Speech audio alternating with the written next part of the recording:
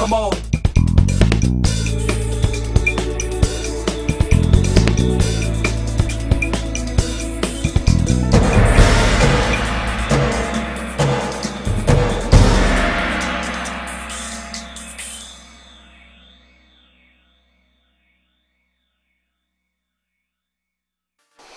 Bonjour et bienvenue sur le plateau du journal télévisé de l'automne arrive.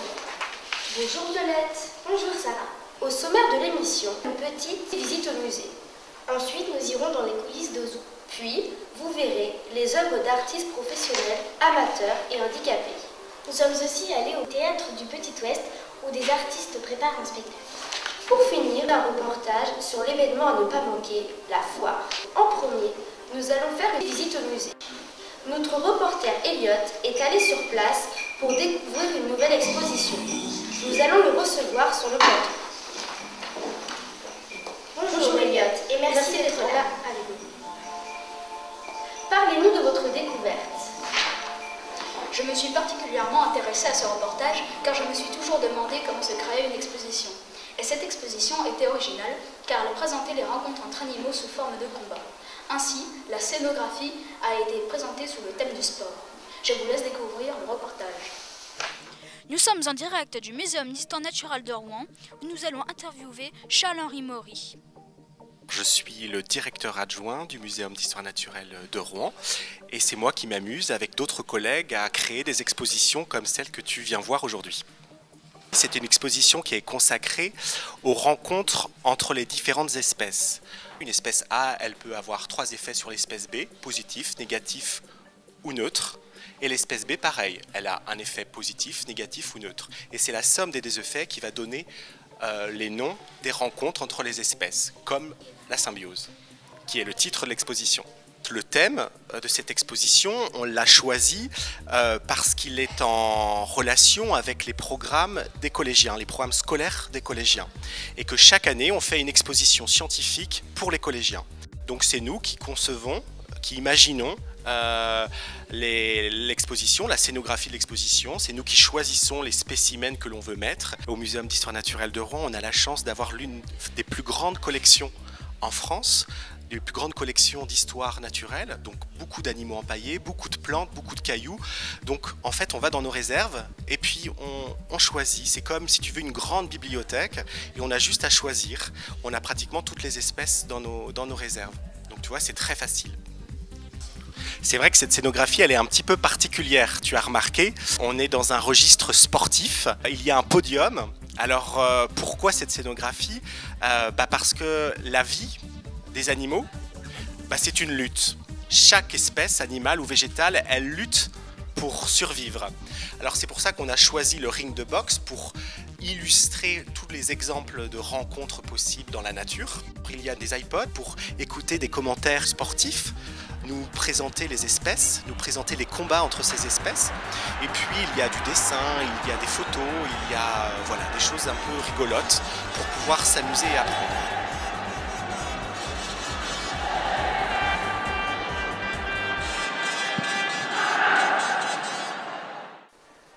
Merci Elliot et à bientôt. Au revoir.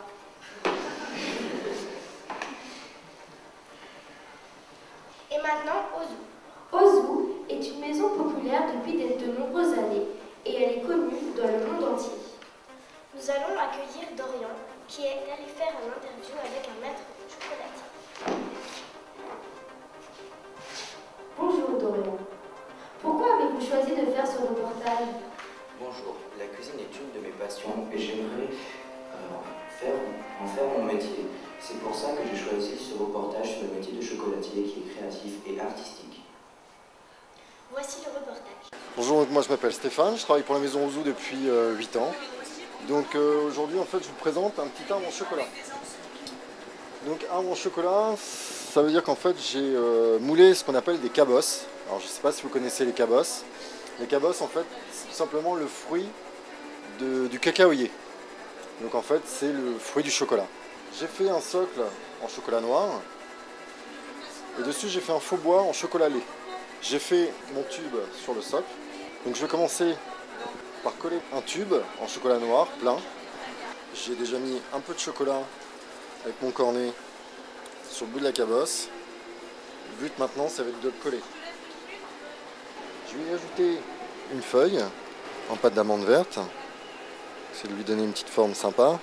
Ensuite, vous voyez, j'ai coupé une tablette en deux que je vais coller.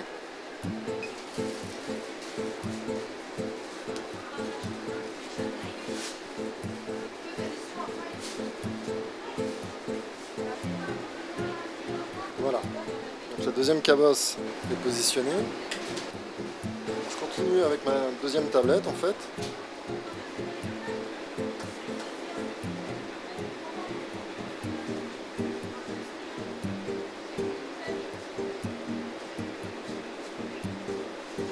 Mon père connaissait un artisan chocolatier, j'ai eu l'occasion de faire un stage chez lui et j'ai découvert un métier très diversifié en fait.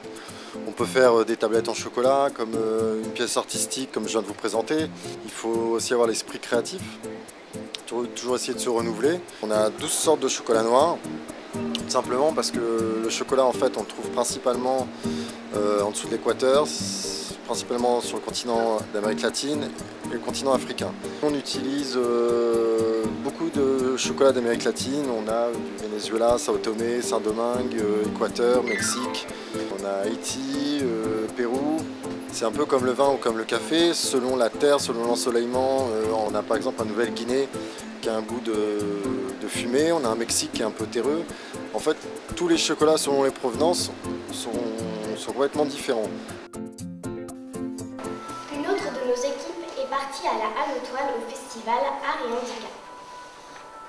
Nous allons accueillir Elena et Théa qui sont allées recueillir les témoignages de plusieurs de ces artistes.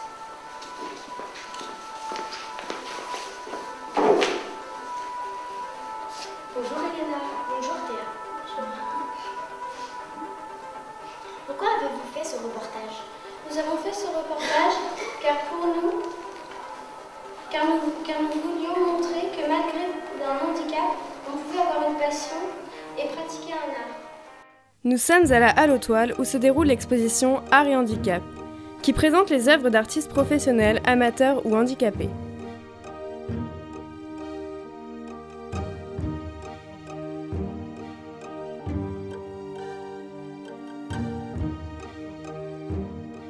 Je m'appelle Yo Isabelle, je suis une personne reconnue handicapée et bon, c'est la deuxième fois que j'expose ici. Quelle technique avez-vous utilisée pour vos œuvres? J'utilise la peinture en caustique appelée plus couramment la cire. Je suis assez manuelle, donc j'aime bien découvrir des nouveautés et j'allais souvent au marchand de couleurs et c'est à cette occasion que j'ai découvert cette technique. Je peins depuis 97 à peu près. Dans mes peintures, je préfère plutôt représenter la nature car je suis quelqu'un de très nature. L'abstrait, j'en fais un petit peu, mais c'est pas le sujet sur lequel j'arrive à m'exprimer le mieux. Merci d'avoir répondu à nos questions. L'exposition est aussi un atelier où des stagiaires se retrouvent autour d'une œuvre. Nous en avons suivi plusieurs. Moi, j'appelle Tuprune. Olivier Pion. Un carré forêt. Qu'est-ce que vous faites? Je fais un bateau. Le bateau jaune. À la mer. Rouge. Aimez-vous ça? J'aime bien, oui. Bon, ouais. Les stagiaires ont réalisé leurs œuvres avec concentration et passion. Nous allons vous présenter un reportage sur les artistes du spectacle Le syndrome de Peter Pan.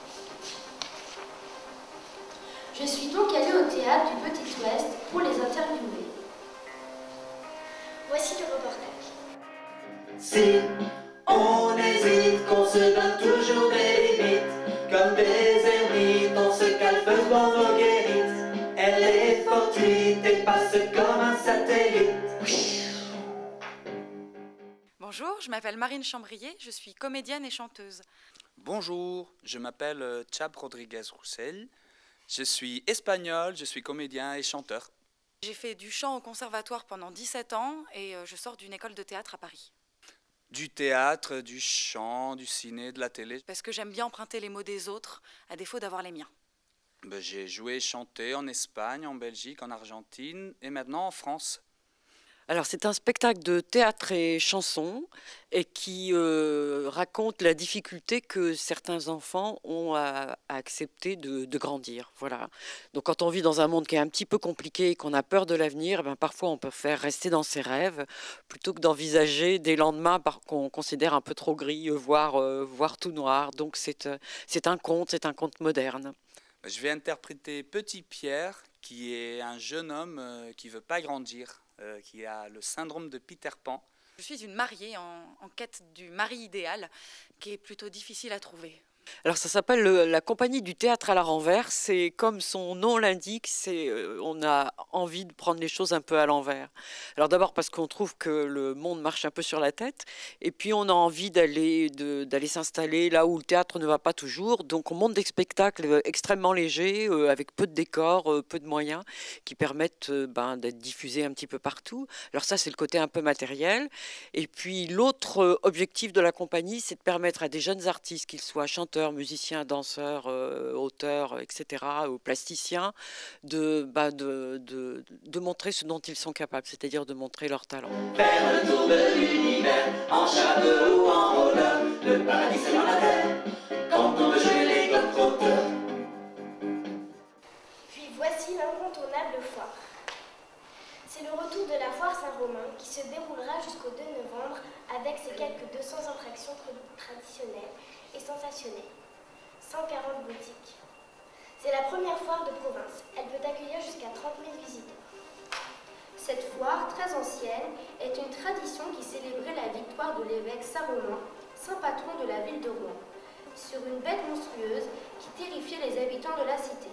Au départ, fête commerciale, avec son cortège de camelots, est aujourd'hui un lieu de sensation, aussi bien visuelle, auditive que dégustative. Nous sommes partis à la découverte de cette édition 2011. Nous retrouvons Théa.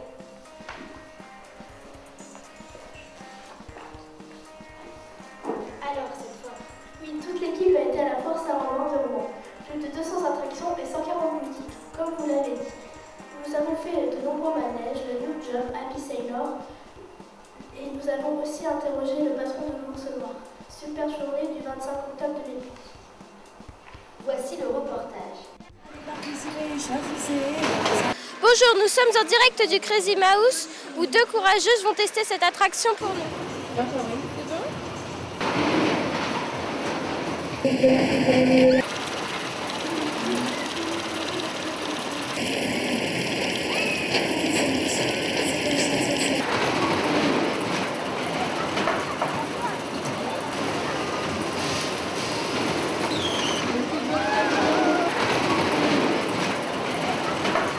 Qu'avez-vous pensé de cette attraction?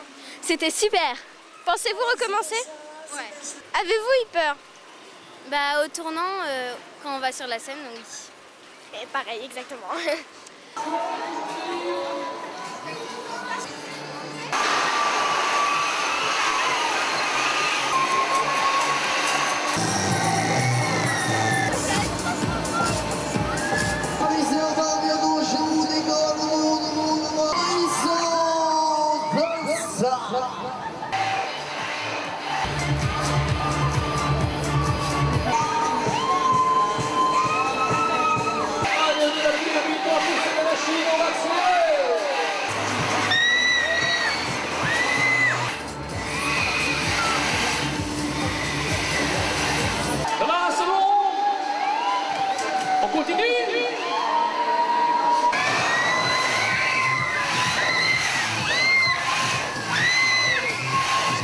Que pensez-vous de ce manège?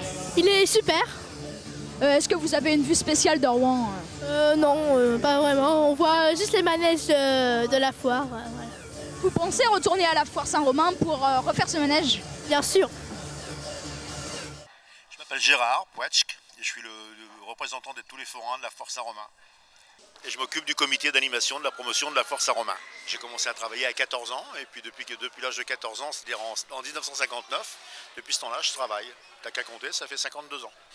Pendant une période, quand les Allemands ont envahi l'Alsace et la Lorraine, c'est-à-dire il y a plus de 100 ans, hein, c'était en 1870, les gens qui habitaient à Bischwiller en Alsace faisaient le même drap qu'à Elbeuf. Ils faisaient la même chose, la même fabrication de draps.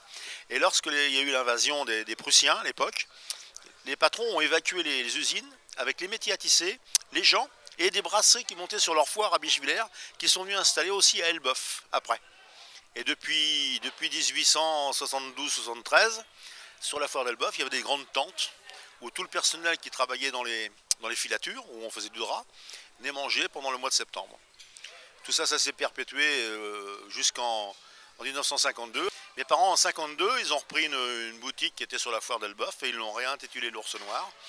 Et ils l'ont baladé sur toutes les foires de la région, autour de Rouen, et puis Caen, Évreux, Amiens, et ça a grandi, maintenant on fait toute la France. Bah, sur la foire en général, on mange d'abord des frites, parce que les frites et les saucisses, c'est indissociable de la foire. Et puis nous, on a institué depuis une trentaine d'années le porcelet rôti au feu de bois. Derrière moi, il y a mes enfants aussi qui travaillent, avec mes petits-enfants. J'ai un petit-fils qui a 17 ans et deux petites filles qui ont 22 et 23 ans, qui travaillent aussi avec nous. C'est comme ça dans la profession, les parents travaillent, donnent aux enfants, qui donnent aux enfants, qui donnent aux enfants, et ainsi de suite.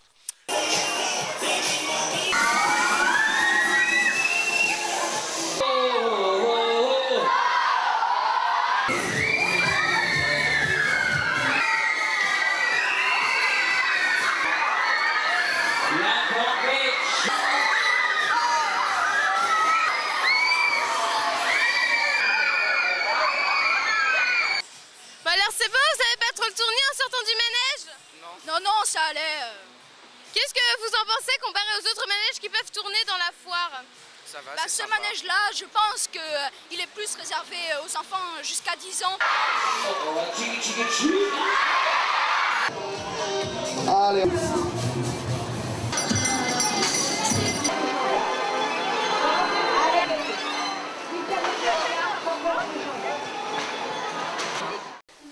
Merci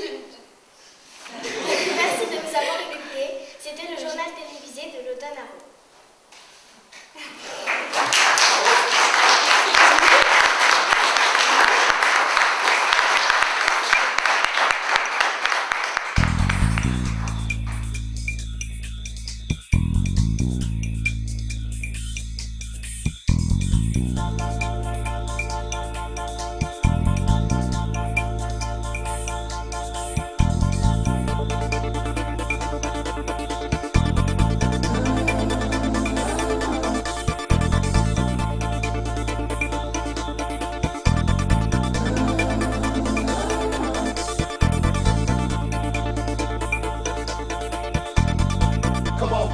Yeah, come on.